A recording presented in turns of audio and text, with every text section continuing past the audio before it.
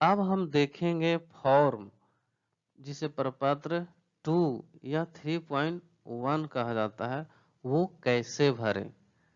तो उसमें सबसे पहले अंकित होते हैं राजस्व ग्राम। राजस्व ग्राम में क्या लिखना है? उस ग्राम का नाम भरेंगे जिस ग्राम में आपकी जमीन हो। अपना पता वाला ग्राम का नाम नहीं लिखेंगे। अगला है थाना नंबर, तो उस ग्राम का थाना नंबर भरेंगे जिस ग्राम में आपकी जमीन हो।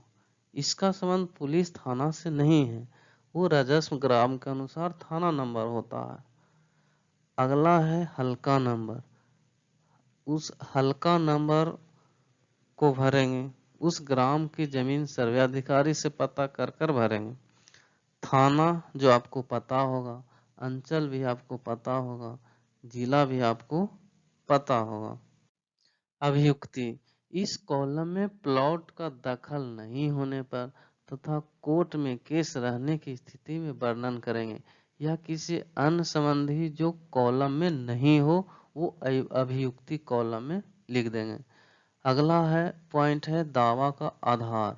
दावा का आधार या तो केवाला हो सकता है, या तो बंदोबस्ती हो सकता है, या तो खतियानी हो सकता है, या किसी अन्य प्रकार से हो सकते हैं, वो उसमें वर्णन करेंगे। साथ ही अगर दस्तावेजी है तो उसका डीड नंबर लिखेंगे, डेट के साथ लिखेंगे।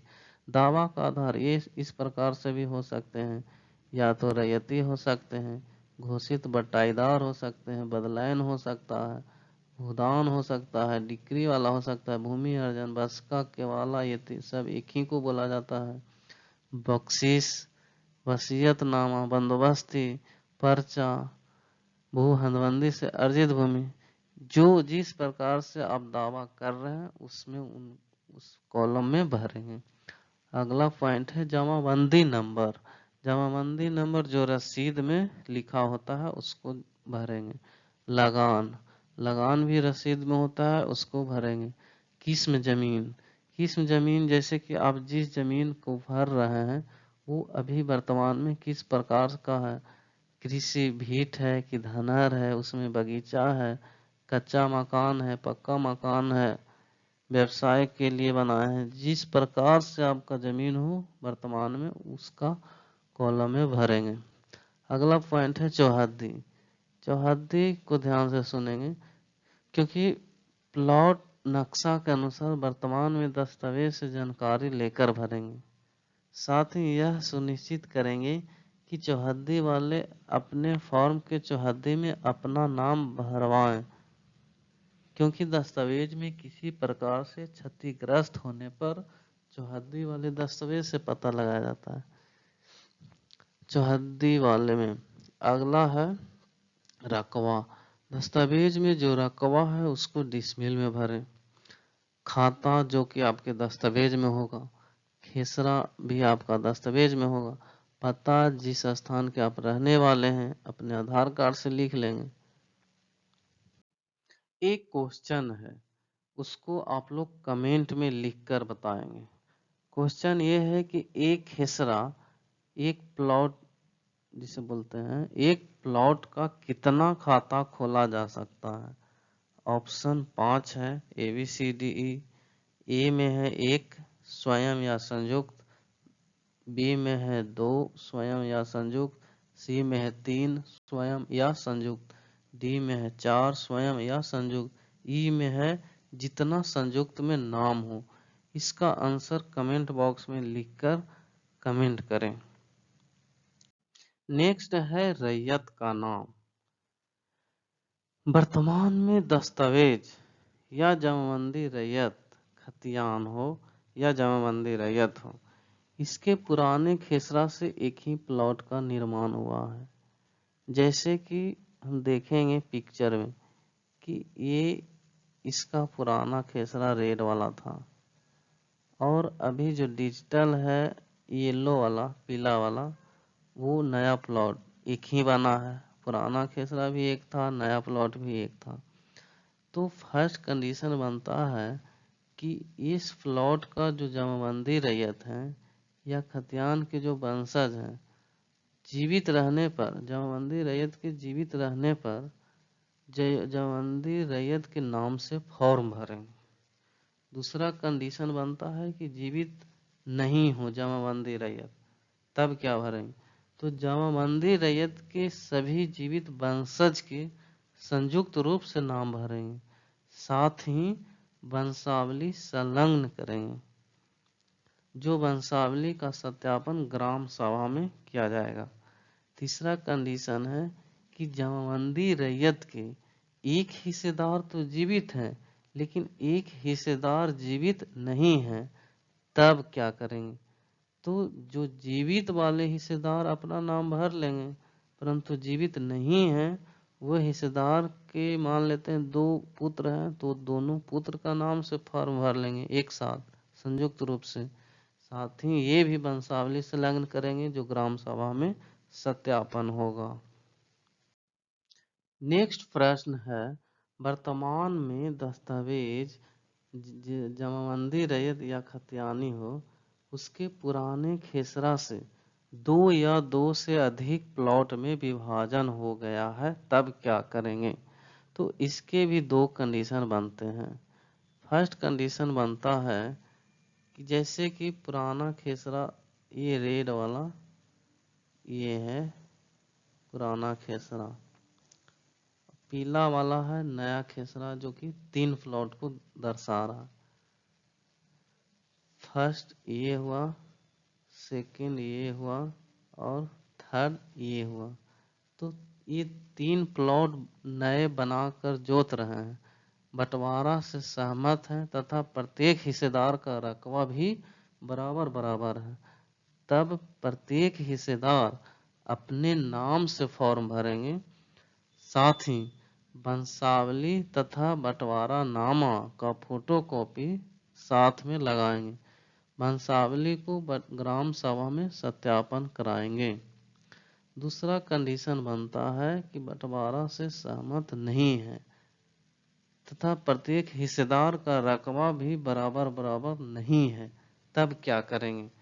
तो इस प्रश्न में तब है कि संयुक्त रूप से नाम भरेंगे और जो 2 या 2 से अधिक प्लॉट में प्लॉट का विभाजन कर रहे हैं उसको एक प्लॉट का नक्शा में परिवर्तन कराएंगे, अथवा नहीं कराने की स्थिति में तीनों में संयुक्त रूप से नाम से खाता खुल जाएगा तथा वंशावली संलग्न करेंगे, ग्राम सभा में सत्यापन भी कराएंगे। साथ ही जो रैयत अपने नाम से फॉर्म भरे हैं उन्हीं का सिग्नेचर होना चाहिए, उन्हीं का मोबाइल नंबर होना चाहिए, उन्हीं का आधार नंबर होना चाहिए। अब अगला प्रश्न है कि फॉर्म के साथ किस किस का फोटोकॉपी लगाएं?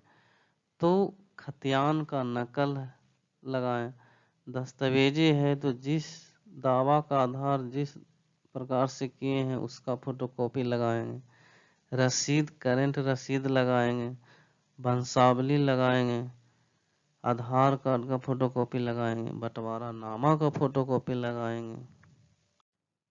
फॉर्म भरने से पहले आप एक फील्ड बुक बना लें जिसमें इस प्रकार से लिखा हो, जैसे कि क्रम संख्या, कितना प्लॉट है उससे पता चल जाएगा कितना फॉर्म भरना है।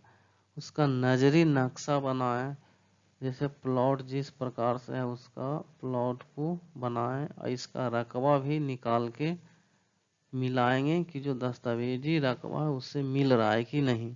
अगर नहीं मिल रहा है तो प्लॉट को सुधार भी कर लेंगे, किस खाता संख्या किस खेसरा का है, दावा का आधार है क्या, जमाबंदी नंबर क्या है, और जब प्लॉट पर जाएं तो इसको नया नंबर भी नोट कर लें और इस नया नंबर के अनुसार ही चौहद्दी भरें। इस प्रकार से फील्ड बुक बनाने से आपको फॉर्म भरने में आसानी होगी। अब हम देखते हैं उद्घोषणा का प्रपत्र 1, जिसमें राजस्व ग्राम रहेगा, थाना नंबर रहेगा, अंचल रहेगा, जिला रहेगा। ये बंदोबस्त पदाधिकारी के हस्ताक्षर के साथ ही इसमें सूचना दिया जाता है रैयत को कि जिस ग्राम के होते हैं उस ग्राम को सूचना दिया जाता है कि सभी भूधारियों, लोक एवं सरकारी जमीन के अभिरक्षक सहित भूमि में हित रखने वाले सभी व्यक्तियों को एतद द्वारा सूचित किया जाता है कि अधो हस्ताक्षरी द्वारा प्रतिनियुक्त अथवा प्राधिकृत कोई व्यक्ति ग्राम की सीमा एवं इसके भूखंडों के सीमांकन या पहचान के लिए भूखंड में प्रवेश कर सकते हैं।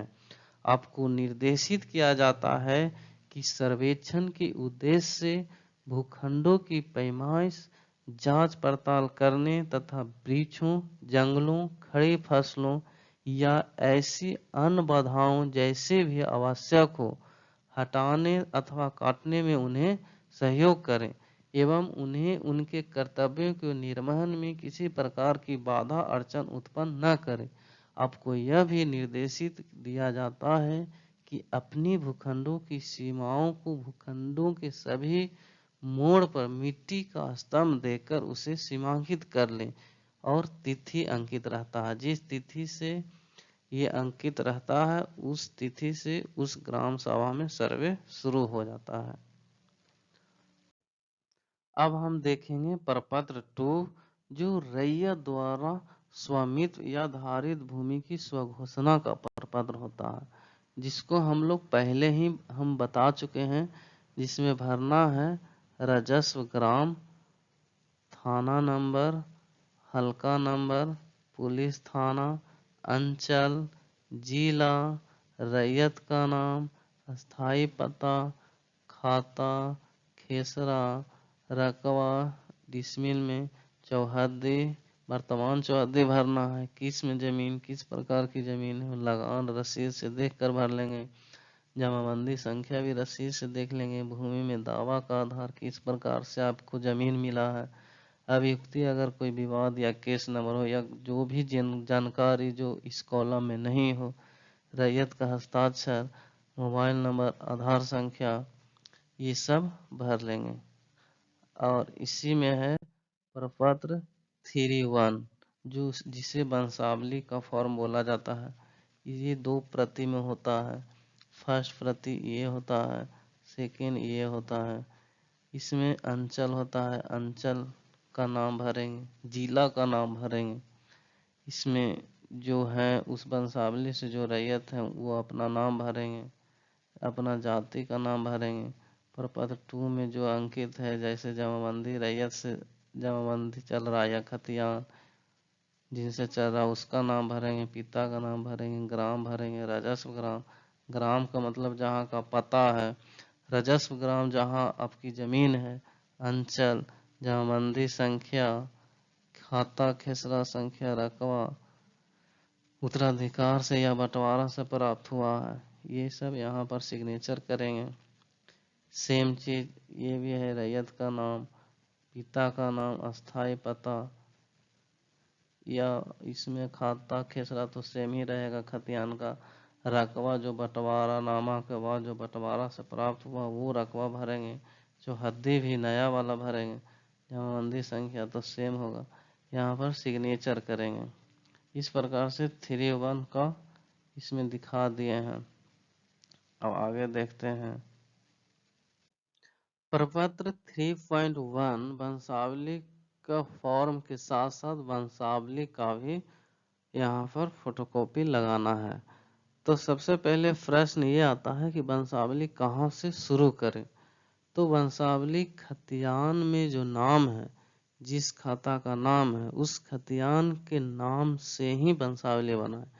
अगर किसी व्यक्ति का उस राजस्व ग्राम में खतियानी जमीन नहीं है, तब मृत्यु जमाबंदी रैयत मृत्यु वाले से वंशावली बनाएंगे।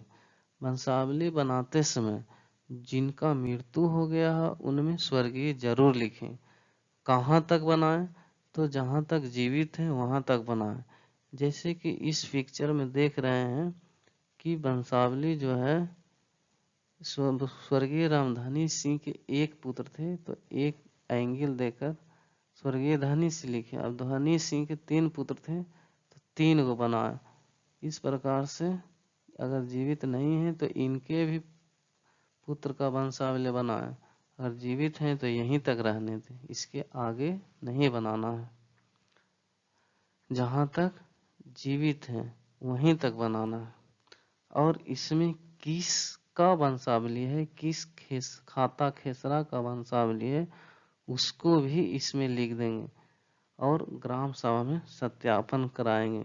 सभी पट्टीदार अलग अलग वंशावली नहीं भरेंगे, सबका एक वंशावली बनाएंगे, ग्राम सभा में सत्यापन कराएंगे, उसी का फोटोकॉपी फॉर्म में लगाएंगे।